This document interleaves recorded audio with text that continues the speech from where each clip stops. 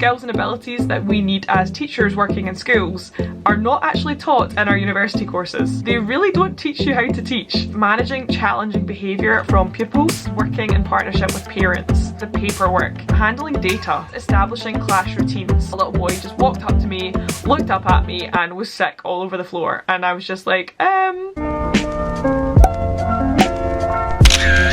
Hi everyone, welcome back to my YouTube channel. My name is Jen, otherwise known as Miss Ross, and I am a Scottish primary teacher. I'm sure that a lot of teachers can relate to the fact that the skills and abilities that we need as teachers working in schools are not actually taught in our university courses. Just a little disclaimer, I did really enjoy my time at uni. I did learn a lot about the aims of curriculum for excellence in Scotland. I learned how to make lesson plans.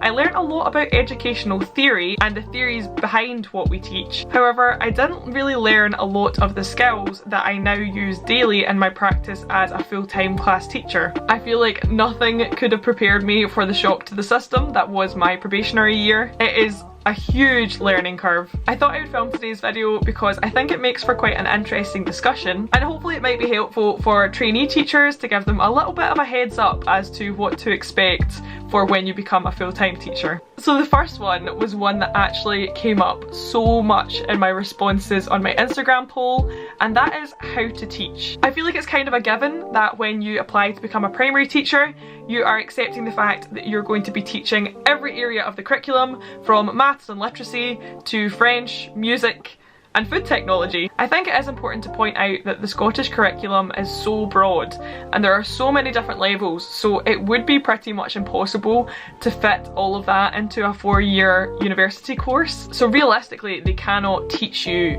what to teach. A lot of it is going to be down to you. You're going to have to do your own research on the different areas that you're teaching in order to feel confident delivering that to your pupils. You're going to have to make judgments on how to teach certain areas based on your learners and their needs. And on top of that, it's likely that you won't have taught every single stage by the time that you leave university, so it's completely likely that you could get a class for your probation year in primary 1 when you've never actually taught that stage before and your only infant experience is primary 3. As teachers, we very much learn on the job. We learn through experience and we learn from others as well. I definitely wish that I had been taught more about a lot of the big initiatives that we use in schools, because I feel that when I left uni, I didn't really have an awareness of how to teach lots of different areas, and that was quite intimidating. And I think a lot of that is down to the fact that schools do things in so many different ways. Something that one school uses, they might not use in another school. And I feel like that's going to be an ongoing theme in today's discussion. The way that one school teaches phonics might be completely different to another. And it is quite frustrating. I feel like that's quite surprising, but they really don't teach you how to teach. The next thing that I feel that uni didn't really prepare me for is working in partnership with parents, especially when you need to have those difficult conversations with parents and trying to build those partnerships with parents who are disengaged with their child's learning. Some parents can be really tricky to work with, so it's not easy, and I definitely think that uni could have maybe prepared me more for that reality. Again, every school is different and has different ways of doing things, especially when it comes to writing reports for parents and parents' evenings. Nothing prepares you for your first parents' evening. I remember how nervous I was sitting in the staff room on the day of my first ever parents' evening, just waiting for my first appointment. My heart was literally thudding in my chest, my hands were shaking, I was so nervous, and actually once it was over with, I felt so much better. And don't get me wrong, the majority of parents are so lovely and only want the best for their child and are going to be so willing to work with you to get there,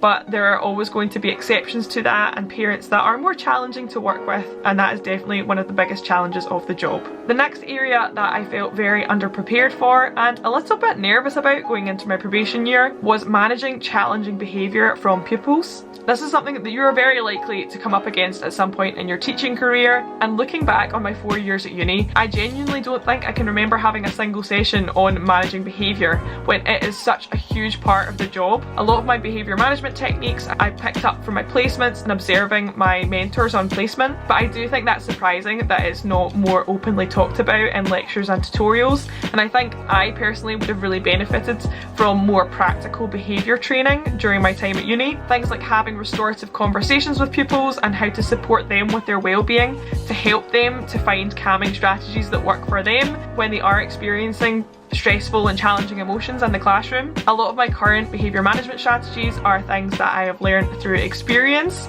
and it's definitely not been easy. It has been a really tough learning curve for me. I've had to very much learn on the job, and I just think if I'd been more prepared from my time at uni, then I could go into that feeling a lot more confident and knowing what to do in those types of situations, rather than being thrown in at the deep end and just having to adapt. So yeah, that's definitely another one that came up quite a lot from the responses on my Instagram poll. Sadly, another area where I feel that uni didn't really prepare me for as a teacher was the amount of pupils with additional support needs that I was going to be supporting. I definitely remember having guest speakers when I was at uni and talking to us about autism and dyslexia and a few of the kind of common barriers that pupils experience to their learning. I just feel like we could have had a lot more, considering how significant the numbers are of pupils that experience additional support needs. I would definitely have felt a lot more confident if I'd had a lot more practical experience and training. The next thing that uni didn't really prepare me for as a full-time teacher is the paperwork. I do really think that uni puts a lot of pressure on students, especially during placement time.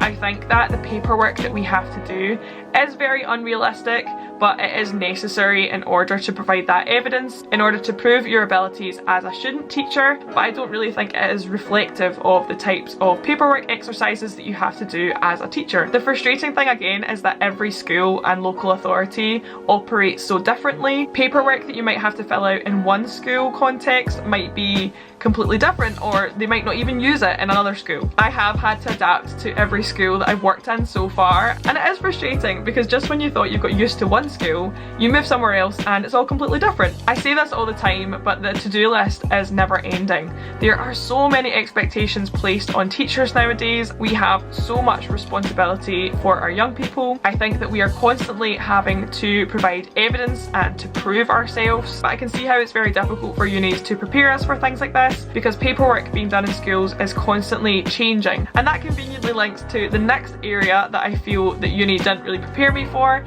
and that is forward planning paperwork. I feel like at uni I did a lot of work on short-term lesson plans, so individual single lessons, and although it is an important skill to be able to fully plan an individual lesson, I feel like I had very little preparation for creating forward plans and looking further ahead. Although I was able to see examples of forward planning when I was on placement, I feel like that only captures a very small amount of time that you're in that school on placement, as you never actually get to see, you know, a full year's worth of planning until it is your responsibility for it. When you become an NQT, there will be a lot of day-to-day planning that you're going to have to do, and that will be essential. However, it is very important to be able to sit down and look ahead at the different terms and the topics that you will need to be covering, and consider how you're going to cover these areas. Things like outlining your units for each month and developing your goals for the school year ahead.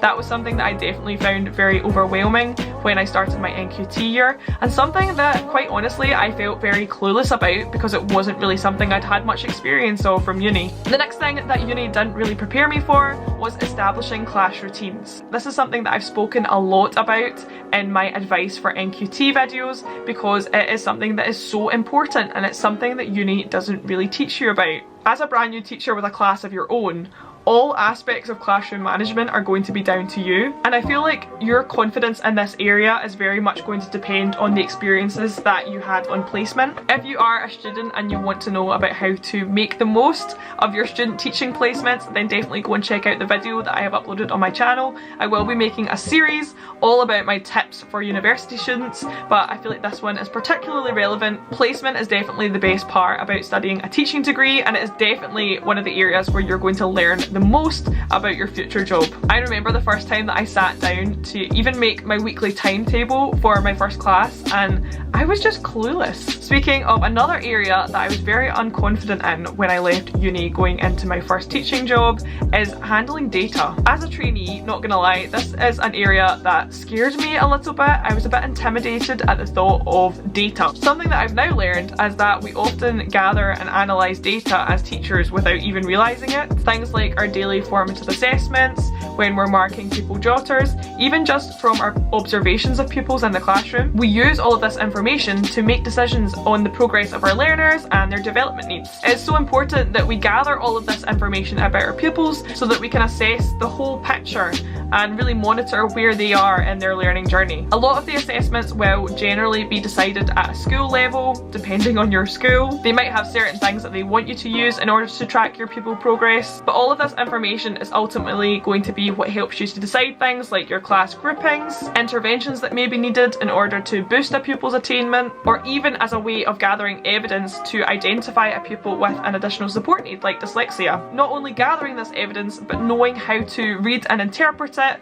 is very, very important. And this is definitely an area that I'm still trying to build my confidence in as a teacher, and with time and experience it is something that will become second nature. The next thing that I wish I had been taught at uni was first aid. Yes, it is true that when you are a teacher there will be other staff members who are trained in first aid that you can call on in an emergency, but it is worrying the amount of times that I've had to deal with a pupil being physically sick in my class, that has had quite a serious injury like cutting themselves or bumping their head. I've had to deal with pupils having toilet accidents, sudden unstoppable nosebleeds. These sorts of things honestly do happen all of the time, and I think early on in my teaching career I would have been a lot more confident in these types of scenarios if I had been first aid trained. I think it would be very reassuring to be trained yourself and to know how to deal with these types of situations when they occur, instead of worrying about trying to find another adult. So yeah, if you are a trainee teacher, then definitely get yourself signed up to a first aid class as soon as possible.